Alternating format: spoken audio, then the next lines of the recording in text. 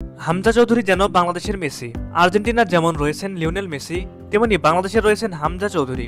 English premier লিগে খেলা বাংলাদেশি বংশোদ্ভূত হামজা চৌধুরীকে বলা হচ্ছে বাংলাদেশের লিওনেল মেসি।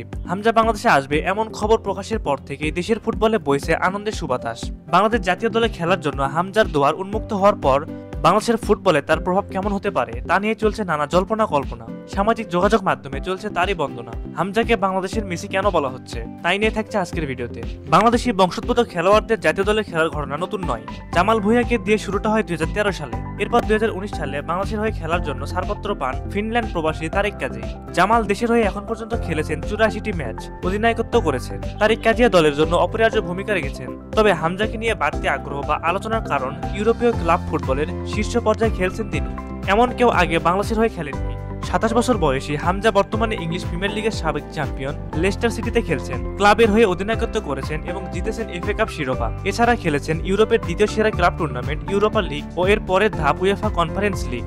বাংলাদেশি বংশোদ্ভূত ফুটবলারদের মধ্যে এর আগে শুধু তারিক কাজী ইউরোপীয় ক্লাব ফুটবল প্রতিযোগিতায় খেলেছেন।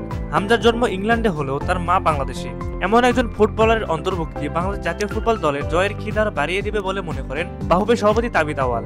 হামজা খেললে জাতীয় দলের শক্তি অনেকটাই বাড়বে বলে আশা করেন সকল ফুটবল ফ্যান। হামজা যেহেতু ডিফেন্সিভ মিডফিল্ডার, তাই দলের রক্ষণটা অনেক গোছানো থাকবে। পাশাপাশি অবশ্য আক্রমণ ভাগ্য ভালো হতে পারে।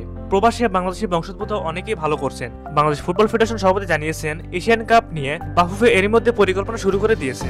তবে ভারতের বিপক্ষে ম্যাচের প্রস্তুতি কিছুটা সতর্কতার সঙ্গে নেবে বলে জানিয়েছেন বাংলাদেশ ফুটবল ফেডারেশন সভাপতি তাবিদ আওয়াল।